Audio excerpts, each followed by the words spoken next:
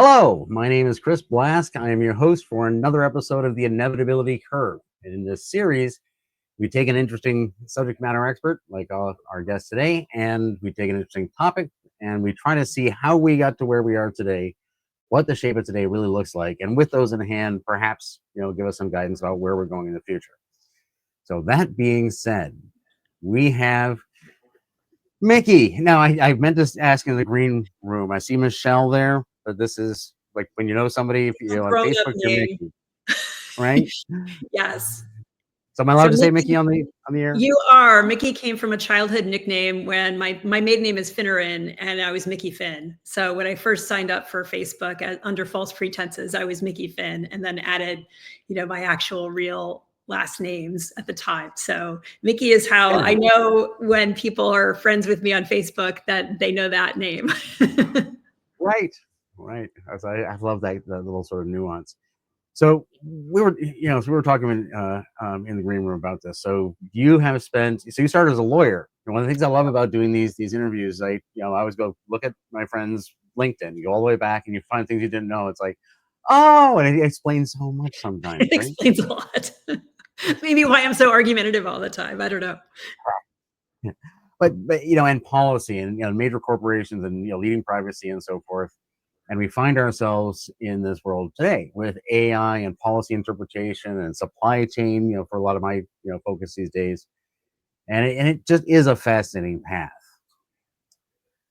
So the let me see if I can cue up going back to the beginning of this. All right. So you got let's make this one personal, right? So law, right? You got interested in law for probably some interesting reasons. I'll let you say what they are, but they led to all of this.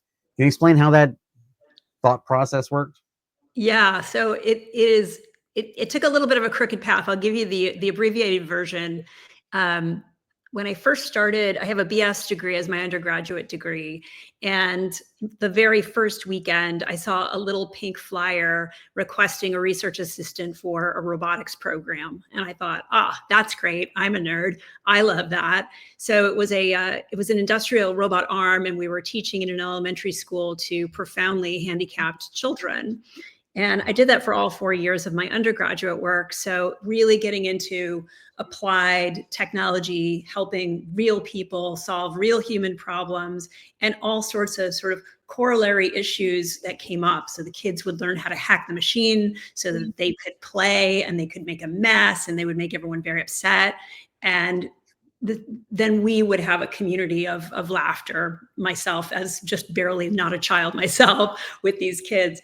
So when I left, I thought I was going to get a PhD in clinical psych, which was really my focus, and self-efficacy was my senior thesis on how self-beliefs and self-enablement and tool enablement using new technologies actually can lower our cortisol, raise our T cells. Remember, this is now the height of the AIDS conflict going on, pandemic, super medic, I don't know what it was, everything. So I went down and I interviewed for a PhD program, and this fellow said to me, "Young lady, you are not a scientist." And I was deeply wounded. Oh, yes, I am. And he said, no, you're an advocate. So go and do anything in advocacy for a year. And if you want back into the program. So I moved to New York City in a huff and got a job as a paralegal.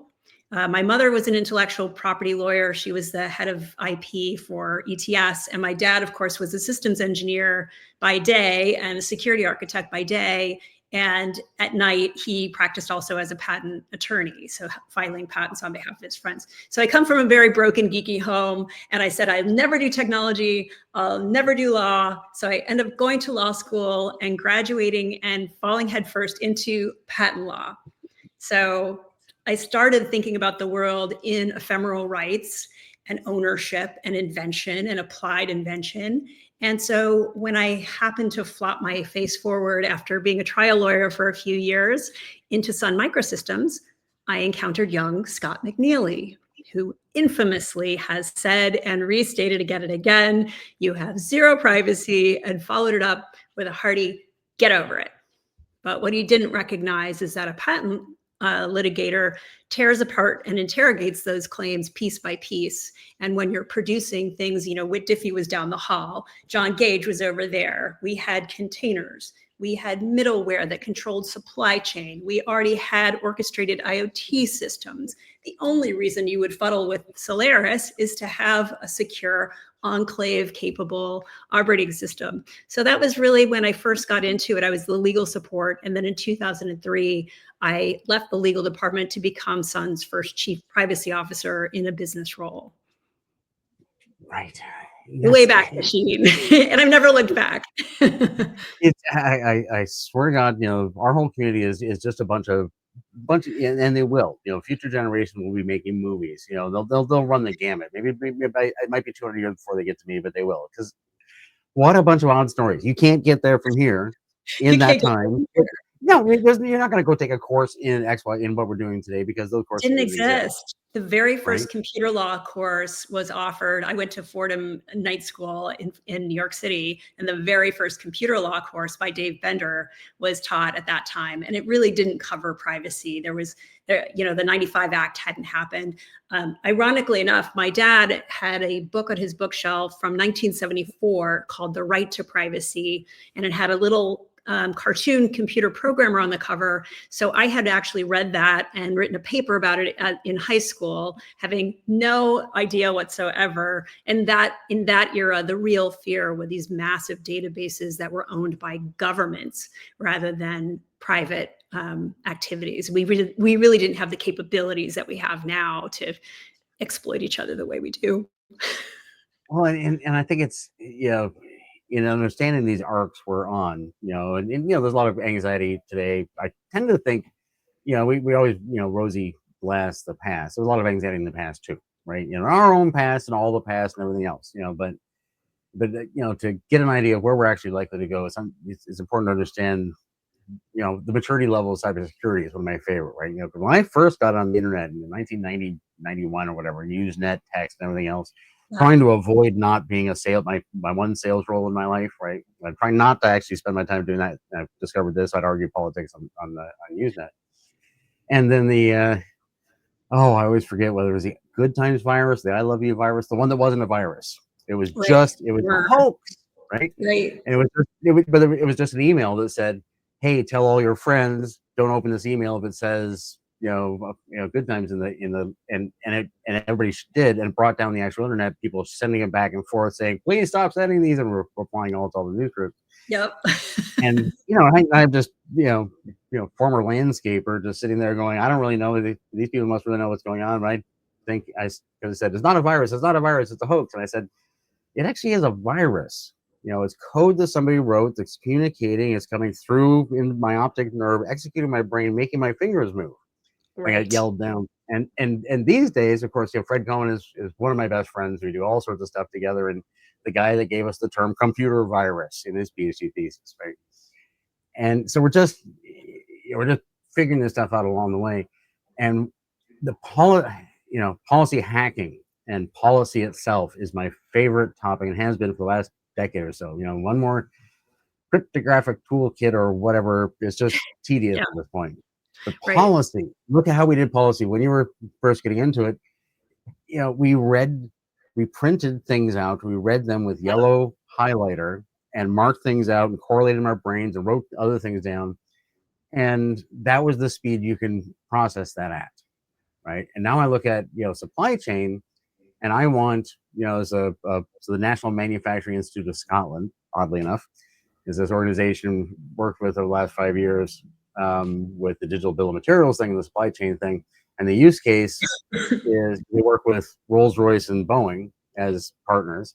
And if I am a Turkish Air Force flight mechanic, and I'm standing there on a ladder looking at a Boeing, at a Rolls-Royce turbofan in a Boeing airframe, and I want to know the version of software that was running on the radial plasma forge that made that blade, and I want to know now.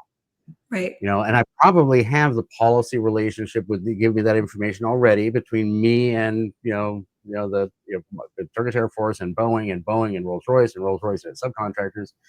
And if I have 6 to 10 months and all the time on Earth, I can find that out. Right. But where we are right now is this world where I'll just say AI, right? What we're currently calling AI. We'll call it AI for short, but we know it's not really. Large language, but for our purposes here. Yeah. I keep trying to help have these conversations. It's like, just imagine you had 1,000 paralegals, and all of the time you could say, in the middle of some business process and so forth, and say, what's my relationship? And the supply chain is a good analogy for that. Can I go back to my supplier and ask them for information that they got from their supplier? Right. And just look at the contracts. Just tell me if I can or not. If I can, I'll do it. And that's the difference. The time to transparency AI brings to policy is that's really, think about this conversation. That's the fascinating thing to me. Yeah. Imagine your organization really could know your policy environment all the time. Yeah. Well, and remember, think about even 10 years ago, you're standing up on that ladder. What was your duty of knowledge and care? Was, nobody expected you to go and read for 30 days and catch up. You just kind of winged it a little bit or ished it a little bit, or maybe had a standard operating procedure. Now I think the expectation is that that you should have known, that you, in the moment, even with your body, your voice said, what is the version, and are there any clauses impeding my right to fix, for example. Right. And it's I hate to be cliche, but it's transformative.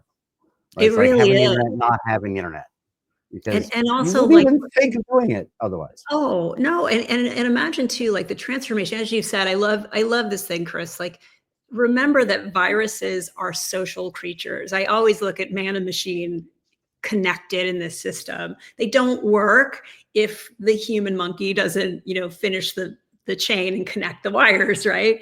So imagine the mental load now of, it used to be, well, just crank to the left twice and you're done. And that's what and that's, you go in and you do it 9 to 5 every day. And now I think the expectation is that people are supposed to magically, without any training, without any culture behind it, be able to constantly process thousands of years of wisdom and knowledge correctly and incorrectly, and somehow operate in this new world in an ethical construct that we've never faced before. So there's a lot of complexity here that I think really hasn't gotten its due. And we haven't really said, let's have a breather here and figure out, do these policies make sense? Are there new policies that need to arise? And what are the kind of old and creaky things that are actually impeding our way getting to where we need to be in this new world? And I see that, again, challenges and opportunities, right? One of my premises for this whole inevitability curve concept is that we slowly build up. We build up a shoal ahead of us, so some resistance, and the closer and closer we get to the more the pressure comes to arc around it, and it doesn't really matter specifically what it is, right? And this is one of those things when you look out in the future in the supply chain world and say, okay, 30 years from now, imagine you're going to operate a power system and it takes 90 days to get this piece of information. And no, that's not in the realm of possibility. So sometime between now and then, some version of ourselves 30 years from now will know what the answer is because we've seen it. Right. And there's this volumetric sort of aspect of it. So much, too many.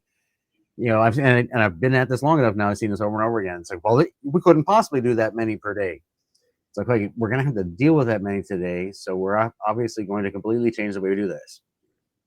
And then we adapt to it. I mean, it's like the 4-minute mile, right? Nobody could do it until Bannister, I think his name is, the English guy, did it. And then that year, 7 more people achieved the unachievable that the human body wasn't capable of. I think there's a lot of that assumption of what the hard limits are. And then I love this notion of an inevitability curve, even if it's hard to say. There's a book, I think I've got the author right, is Wallace Stegner. It's called The Angle of Repose. And so right now I feel like what the angle of repose is in, civic engineering, civil engineering is, so if you think of like a bunch of rocks at the top of this hill, and the rocks can be data, they can be knowledge of AI, they can be capability, they can be open sourcing, whatever it is. All of these rocks we're sort of seeing poised at the top of this mountainside right now, and getting to the inevitability curve of where they're going to be, and what is the angle of repose, where the earth stops moving long enough for us to kind of get a grip, measure where we are, proceed forward, either climb up the hill or walk around that hill. And I think that's where we are today, is we have for, I'll call it 100 years of compute, asked ourselves the question, can we? And I think from this point onward, really from last November, when the common imagination hit the 20-year-old practice of various forms of machine learning and artificial intelligence, and now they have expectation to be able to use that, I think the question for the next millennium will be, should we? Not can we. We know we can. Should we? Well, let me see if I can bend that towards, you know, a word you've been associated with an awful lot, which is privacy, right? Mm-hmm. And we're talking about this in the green room for a little bit, and I always, you know, I seem to think of one of my earliest conversations online about security and so forth. And somebody I met online was traveling somewhere, and they were putting a camera on their front porch. So Mm-hmm. while they're on vacation, they can see this. It's like 90, 91 or something like this. And so many people are going, "Oh my God, that's terrible," and blah, blah. And I'm just saying, well, in the future, there can be cameras everywhere. It's like, no, they're not. I hate it. And it's like, there are, right? There And are. just religious, like, are.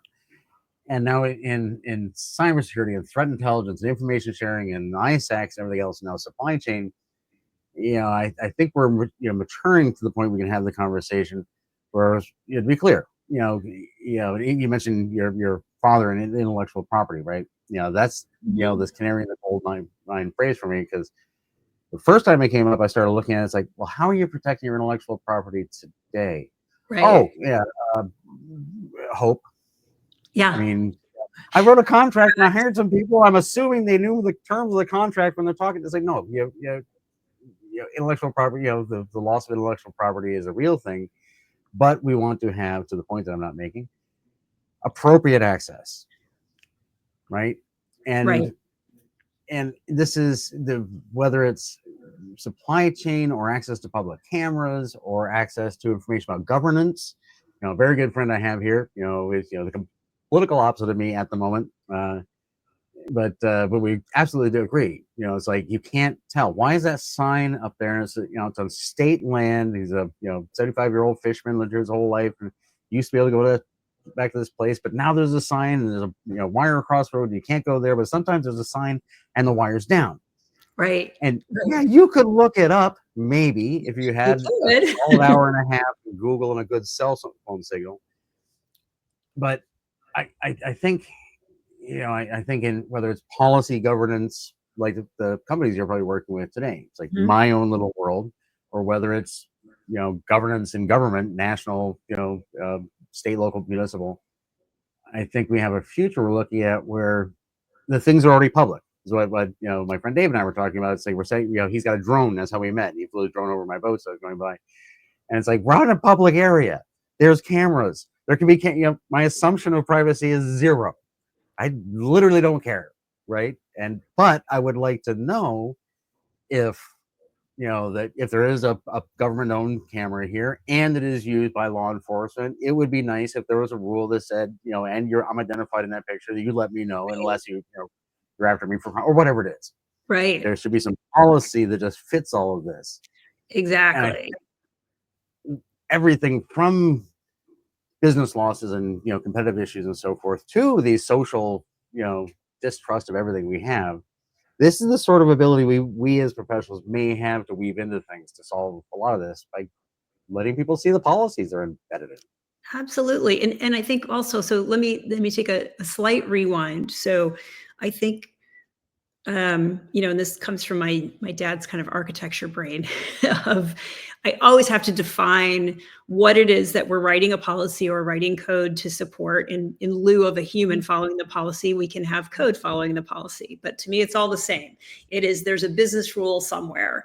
And so the way I functionally define privacy, and particularly digital privacy, is that privacy is the authorized processing, end-to-end, cradle-to-grave storage counts, according to moral, ethical, third place legal, and commercially and culturally sustainable principles. So when you unpack that kind of fishtail of rules, you look at authorization as exactly your expectation might be, I'm in a public park, or what I think is a public park, but now is roped off as private land. So my expectation might be to be observed by my humans around me, by drones, and everybody's carrying a little supercomputer in their pocket. So your expectation might be that someone at least temporarily films you. There is no authorization to profile you in that context. There's no authorization to harm you in that context. There may be an authorization to find you if you are on the naughty list for law enforcement or a deadbeat dad or something. So you can see where when we start to look at the data supply chain traveling through, is it authorized? Is it being processed by whom or many whoms? And then should you do it? Should you follow someone around with a drone? Even though we're technologically capable of doing that to everyone who enters a public park, I don't think that any of us would feel like that's a feeling of safety or well-being or even, godly morality. Morality gets sticky because it's very emotive. Ethics is a layer down from there. And I'm technically probably wrong, but I've been wrong for years and no one's corrected me yet. But the way I look at ethics in a construct of a system, in a supply chain, is ethics are the common rules of the road. They always precede the legal problem because we're fussing around with new stuff. We don't have a law that covers it, or we're trying desperately to pull up our short sheeted beds to cover new stuff, right? So ethics are always kind of that, what are the rules of the road here? What's the expectation? What's within my brand as an individual? What's within my company brand? And so on, right? Your ethics at a big fancy 12-course dinner are very different than your expectations at McDonald's. So how long you're supposed to be there, how long I'd be comfortable setting up shop, whether someone is serving me, whether I'm bussing my own tables, all of those are rules, right? So every interaction that you have that can be attached to a human being follows this trail.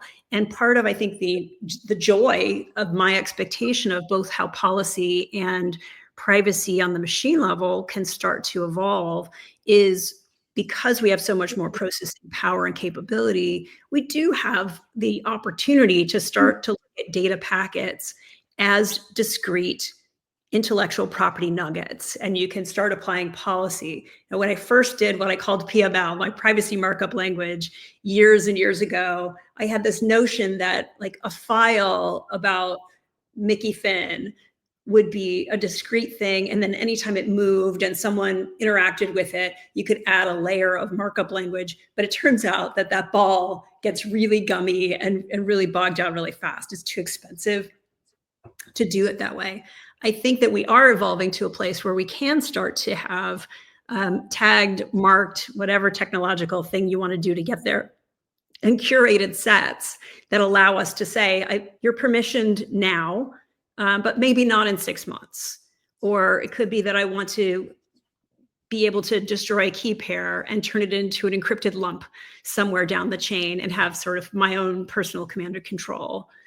Or I want to have a way to have, in a banking context, I want to be able to have a know my customer rule so that I know that only authorized investors are participating, there's no fraud, and that some transaction maybe pinned to a ledger is actually as sound as it used to be carrying a piece of paper that was notarized down at a courthouse.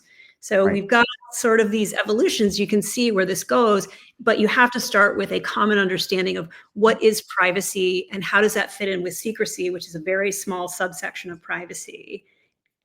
Very, very small, right? And I wish we had more time because that, secrecy and security are these just lovely words we use all the time. It's like, earlier in my career, I would make a point of. Now it's like, okay, fine, make me secure. It's like, okay. Yeah, what does that mean? That's like, make me full. That's like, you can't feed me a sandwich and I'm full forever. Right.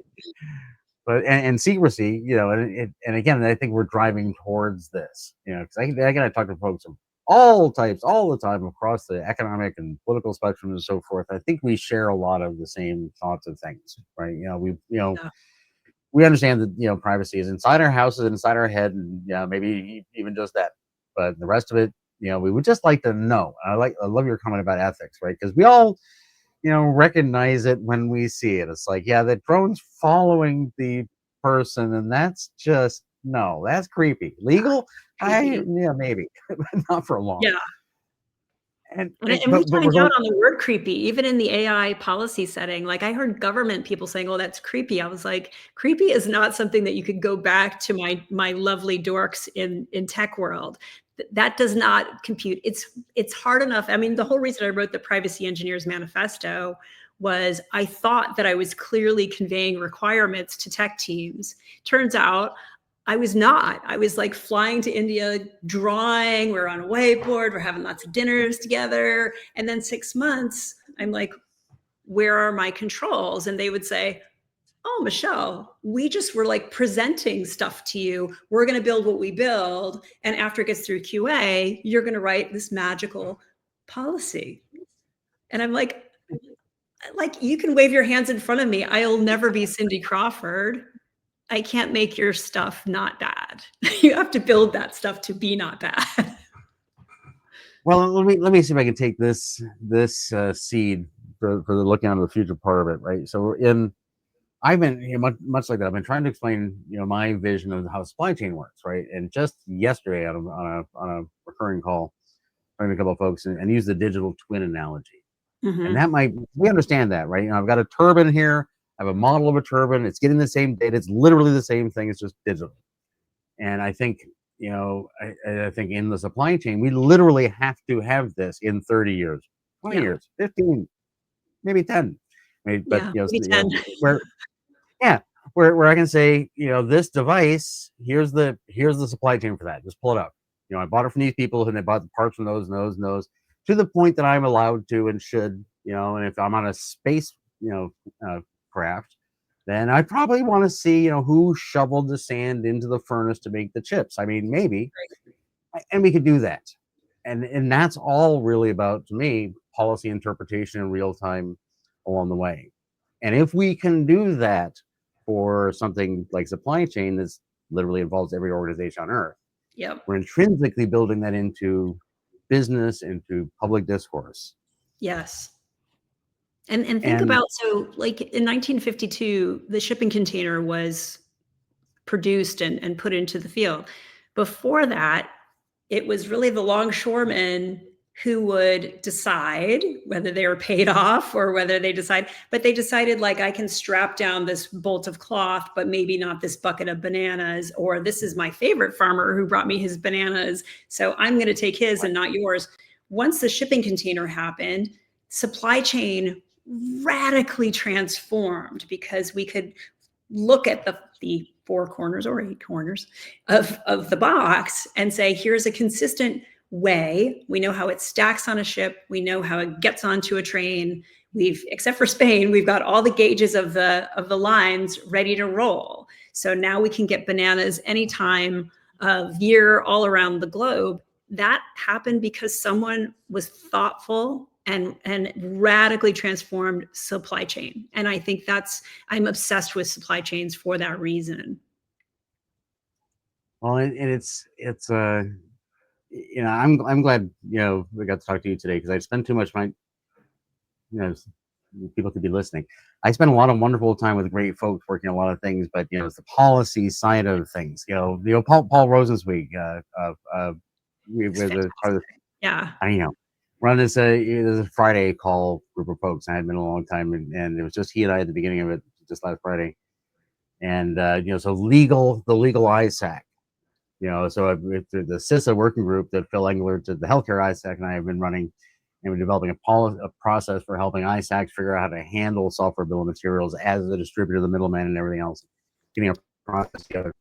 And now we're talking to That's what my other privacy ISACs. code AI does. It creates a bill of materials. Right. Which, yes. So yeah, we're trying to cross the streams, right? We should talk business stuff. But with Paul as a old time beltway lawyer, Mhm. and who understands the cyber side of things, looking at the legal ISAC, not just for information sharing, but it's literally an information sharing organization buying for lawyers. I Yes. might Yes. finally have a group of folks who understand the policy implications of this stuff. Yeah. Well, and these people, and this is again the part of the reason I wrote the manifesto, because my dad's a techie. I was practicing law and in a very techie environment. I was like, how do I speak to them? Our privacy community has gotten very legally heavy. All we talk about is policy.